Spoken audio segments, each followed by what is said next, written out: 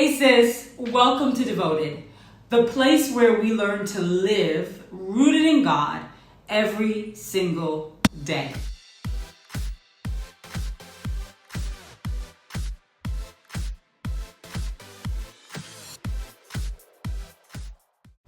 Today's episode is real personal. We're talking about something we all wrestle with. You guessed it, time. How do we prioritize time with God in a world that pulls us in 100 directions? The children are asking for food. Your husband is asking for an alone time. The job wants you to stay late. Your family is wondering where you've been. And your body is begging for rest. Even though we know we're not superwomen, sometimes it feels like we have to be. In the middle of all of the pulling and the pouring, spending time with God can start to feel like an inconvenience, when really it should be our intentional escape from the noise. I used to think I needed an hour of silence, the perfect room, or no distractions to meet with God. That mindset kept me from truly seeking His face, and the enemy used it as a weapon to make me feel ashamed and sometimes even unworthy. Don't get me wrong. There are times that we need to lean into the stillness, find a quiet space, and seek His face. But let's be honest, life isn't always like that. I had to learn how to invite God into my real rhythm, not wait for a perfect one. I had to learn how to invite Him into every part of my day, whether it was in the car on the way to work, or bathing the kids, or cooking dinner. I had to learn how to stop for a moment and just give Him praise. I would just stop and just say, God, I thank you. Or I would stop and tell Him how much I loved Him. Listen, Psalms 90:12 says, teach us how to number our days, that we may gain a heart of wisdom. Can I tell you something? Time is a gift, and how we spend it is spiritual. Every moment, we're given an opportunity to align with purpose, to pour into what matters, and to be present with God and others. Wasting time isn't just about poor management.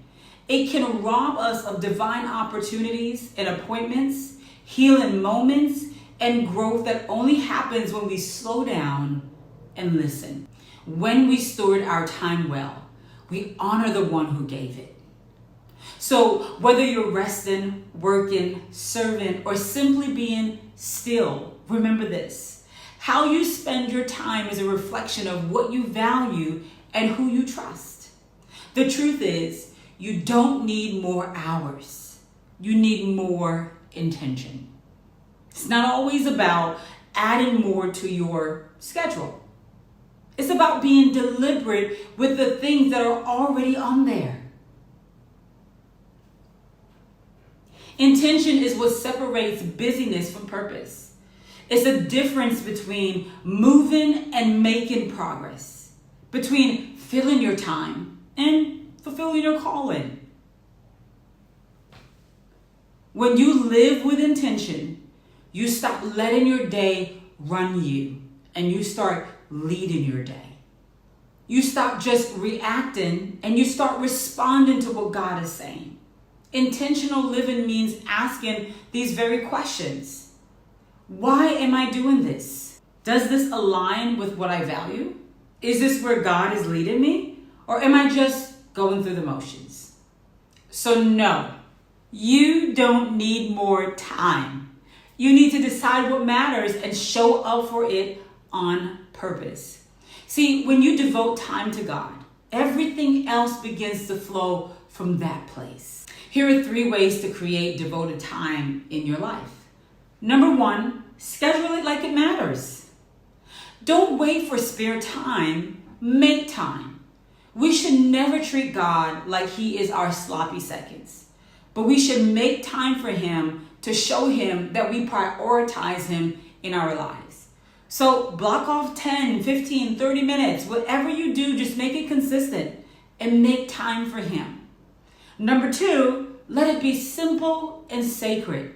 Light a candle, play worship, Write one sentence in your journal. Listen, God honors presence, not performance.